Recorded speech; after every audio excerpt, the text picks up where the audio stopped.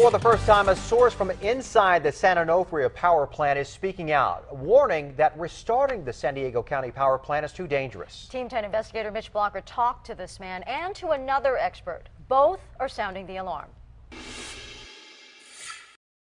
There's something grossly wrong. This anonymous inside source from San Onofre came forward to tell Team 10 he is worried about the nuclear power plant restarting. He is not alone. To understand the concerns, we have to take you inside the concrete containment walls, which house steam generators unique to the plant. Japanese manufacturer Mitsubishi Heavy Industries built replacement generators for the aging nuclear plant in 2010 and 2011. The new generators were designed to provide low-cost power for decades. Instead, they shut it down in just 11 months because of a radiation leak. The manufacturer, I believe, does not have an experience with this size of a unit. Dr. Joe Hoppenfeld spent his entire professional life working with steam generators and nuclear power. Though he lives in Maryland, he is familiar with San Onofre, which is run by Southern California Edison. Hoppenfeld used to work for the Nuclear Regulatory Commission. He says the 2011 radiation leak that shut down the plant revealed a potentially catastrophic problem with the tubes that carry scalding water. As far as I'm concerned, I believe it's a very serious risk. Tubes carry water to and from the reactor core. This creates steam, which turns the turbines and produces energy. The tubes operate under very high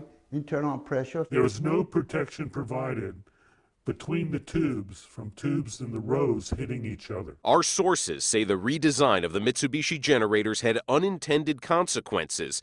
Tubes began hitting each other, creating cracks. These tubes were hitting each other, and that's dangerous. This safety engineer worked at San Onofre. He has 25 years' experience in the nuclear field. He wants to remain anonymous because he told Team 10 he fears for his safety. When they made these changes, they did not look at the academic research. Dr. Hoppenfeld and our inside source say the tube's movement, banging into each other, led to unprecedented tube failures. Out of 19,400 tubes, the NRC found more than 17% were damaged. Hoppenfeld says the worst-case scenario is a main steam line break, which he says could be caused by tubes cracking, the tube walls thinning, or metal fatigue. Our Song's insider and Hoppenfeld say if there is a steam line break, there is potential for the reactor core to overheat, which could mean a full or partial meltdown. Many tubes, and I don't know how many, have exhausted their fatigue life. They don't have any fatigue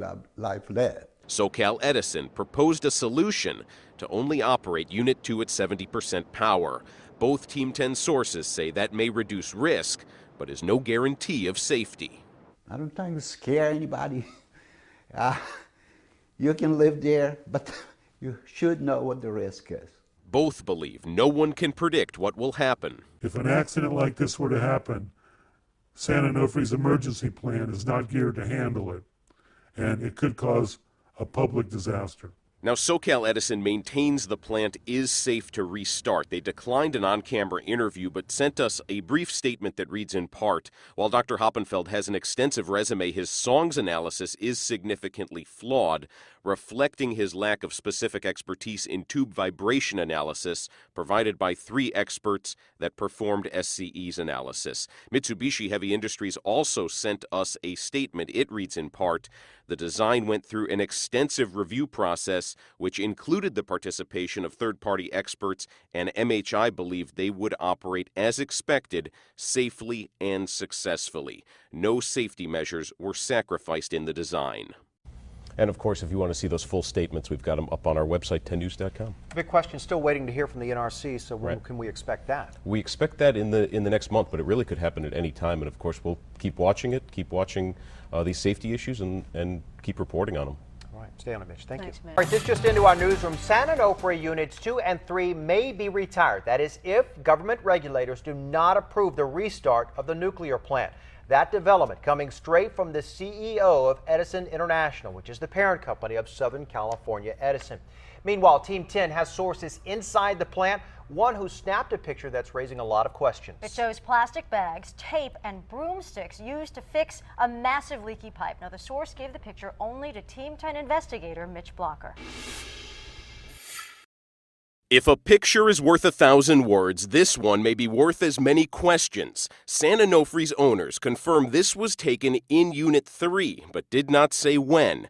The source who provided it says it was taken last December. Unit 3 is the same unit that leaked radiation in January 2012. The plant has been shut down since. The picture shows plastic bags propped up by broomsticks supported by tape covering an industrial pipe. San Onofre said in a statement staff identified a small leak in the water box and will perform maintenance per our scheduling process. In the meantime, plastic is in place to direct the water from the small leak to a drain. We sent this picture to the Nuclear Regulatory Commission. They took a couple of days to analyze it and then said it is a saltwater leak and is not dangerous. They say staff at San Onofre will repair it when they have time. Team 10 sources question if this is the manner in which a nuclear power plant should be maintained. If that's nuclear technology at work and that's how we're going to control leaks, I think the public should know. Sources inside San Onofre want to remain anonymous. They came forward because they said the public has a right to know about the plant's condition, especially as the NRC decides whether the plant will be allowed to restart. Unit 2 is the generator under consideration for restart, not Unit 3 where the picture was taken. When the radiation leak was found in Unit 3, both generators were turned off as a precaution. So far, there are no plans to restart the generator where the picture was taken. The Nuclear Regulatory Commission is considering a request to restart Unit 2 in June. I was there the day it shut down. I wouldn't trust them to turn it back on. The source also points to what appears to be corrosion on the pipe as a sign of the power plant's age. The source said rust is rampant throughout the plant, including what the source calls a fire suppression pipe, which protects Units 2 and 3. There's a pipe that runs along the security fence from one side of the plant to the other side of the plant. It's totally blistered. Rusted. Corrosion. San Onofre spokeswoman said to take an isolated picture and leap to some kind of conclusion about maintenance is a pretty big leap.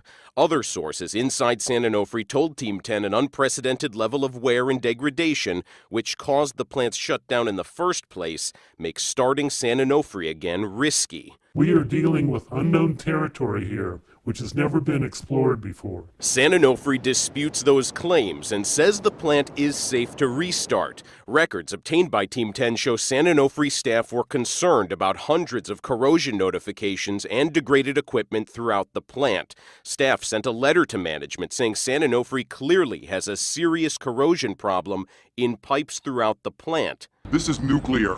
This should be tip-top. Everything in that plant should be tip-top, not bottom of the barrel. Now again, San Onofre says the plant is safe to restart. The NRC is expected to announce its decision on restarting Unit 2 at 70% power in the coming weeks. With Team 10, I'm investigator Mitch Blocker. Well, it's the video San Onofre never wanted the public to see. Senior management dressed as Star Trek characters in a spoof video. Team 10 investigator Mitch Blocker found it was shot in the plant's training simulator.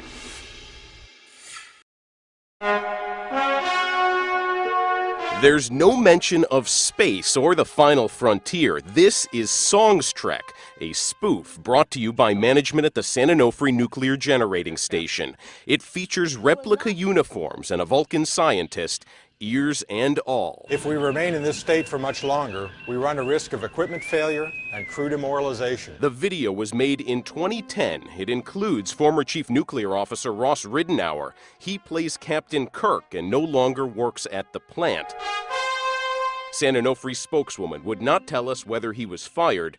Ridenour did not respond to calls or emails. We're told he now works in the Middle East. San Onofre's current vice president and station manager is also in the video. At the time, Doug Bowder played Ridenour's commander. So many safety hazards, lieutenants. Are you prepared to get us out of our current situation? San Onofre has been shut down since January 2012 because of a radiation leak. The Nuclear Regulatory Commission did not know about this video until Team 10 showed it to regulators. A spokesman said the NRC will be reviewing the video. Federal regulators are considering a request by Southern California Edison to restart San Onofre at 70% power in June. A source inside the plant who wants to remain anonymous says workers found the spoof inappropriate. Supposedly it was for training. How that fits in and how that works for training, your guess is as good as mine. San Onofre's spokeswoman said the video was shot 3 years ago for an employee recognition event. The spokeswoman said the video cost $800 to make and that it was never completed or intended to be public. She said it never compromised safety. I'm counting on you to make sure our mission is successful. Sources say this video offers a rare look inside San Onofre. The plant runs by public trust, and right now the public is blind. And what they call a questionable culture where senior management spends ratepayer money making spoofs. Now, this video is not the only look we're getting inside San Onofre. Just 2 weeks ago, Team 10 showed you this picture of a leaking pipe sealed with plastic bags, tape, and broomsticks. We're told it is part of Reactor 3, which of course has been inactive for more than a year now. Unbelievable. Yeah. And this investigation continues into everything with what's happening. I mean, it just one thing after another keeps popping up. No doubt. And there are lawmakers who are looking at this. California Senator Barbara Boxer has been asking a lot of questions, and she's in a position to ask them. She's actually the chairwoman of the committee that oversees nuclear regulation in the United States. So some state representation asking some questions about this. Jumping into it. All right, Mitch, thank you. An incident involving Team 10 has a top media organization demanding an apology from the California State Parks and the owners of the San Onofre power plant. Our crew was in a public place, but police and San Onofre security demanded that we delete the video. But we didn't, and 10 News investigator Mitch Blocker wants to show it to you. Mitch? Yeah, guys, we were working on a series of stories that were critical of San Onofre and its management. We were getting shots of the facility from a public state beach when police and San Onofre staff demanded that we delete our video and leave. What do you mean we're not allowed to film? As per my boss. How can you tell us we're not allowed to film on a public beach? This is Bob Warman, a state parks employee. We were here to get video of the San Onofre nuclear power plant when he stepped in and told us we were on private property. Where's the private property end? It doesn't say anything that there's private property. See that sign right there? Where? Concrete post, go read it. It says private property? Go read it. That doesn't look like a no trespassing sign to me. It says no parking, Bob. According to San Onofre spokeswoman, Bob Warman had been called by plant security. We were in the process of airing and preparing several stories about the plant, which has been idle for more than a year because of a radiation leak. Our reports revealed how nuclear experts and insiders felt restarting the plant was risky. They uncovered this picture showing plastic bags, duct tape, and broomsticks used to seal a leaky industrial pipe inside the plant. We also reported on a Star Trek spoof shot in the plant's training simulator featuring senior plant managers. Hey, you need to roll somebody down here. When we told Warman we had the right to shoot on public property, he called for backup. In the distance and off camera, you can hear State Parks policeman Inyo Roca coming toward us. He immediately identified himself as a State Parks police officer. What's your name? Officer Roca. Officer Roca. Nice to meet you, sir. He asked for ID and ran a background check on our crew. As the camera rolled, it captured more than the signature twin domes of the nuclear facility. It watched a man go fishing and a woman walk her dog, all in the same spot where we had apparently been trespassing. They called us down here because they said there's people filming the nuclear generator. It's a high terrorist threat. They take it very seriously. Roca told us the FBI was being dispatched, though they never showed up. Being detained. They're going to come down here. You're going to explain your story. They're going to look at your footage. Eventually, a San Onofre employee dressed in SWAT gear told us to delete our video and leave the area.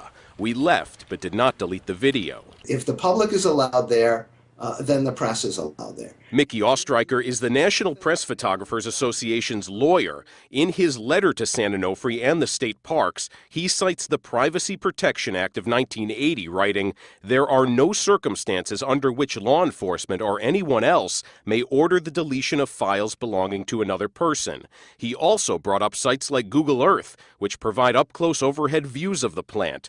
We searched Google Earth and found this picture, snapped from nearly the same spot where we took our video. There are far too many people that think that stopping somebody from taking a picture or a recording is going to help national security, when in fact All it is undermining our constitutional rights. So far, the state park's legal department has responded only in part, insisting our officers did not initiate the contact independently, that they were responding to a request from the San Onofre Nuclear Generating Station. Now, we only shot video from public property or areas we were directed to by state park staff. San Onofre owner Southern California Edison told us that their security officer responded conservatively last month when he indicated to a television crew his preference that they stop filming and delete their video. SCE's senior vice president said, "We take seriously our security responsibility to ensure that we protect public health and safety." Mitch, anyone on that beach can snap a picture. Yeah. So what happened to you? Can that happen to anyone? We have the same rights as any member of the public. So yeah, presumably it could happen to anybody. And we should mention, we are aware of the security concerns. We were taking wide shots. Our only interest was to show our audience what we were reporting on. If we wanted specific shots, as you saw, we could have simply pulled up Google Earth. And there's a lot to report on. Yeah. All right. Thank you, Mitch. Move really shouldn't come as a surprise to those of you who've been following our Team 10 series inside San Onofre. And Team 10 investigator Mitch Blocker is back now with more exclusive inside information, including the confidential internal email employees got from San Onofre's top executive. Mitch? Bill, before the rest of us even got a whiff of the news about San Onofre's shutdown, the man in charge of the plant, Pete Dietrich, sent staff a heavy-hearted message. The email is clearly marked for internal use only. It says this difficult announcement is something none of us wanted to hear, but our decision is absolutely the right thing to do.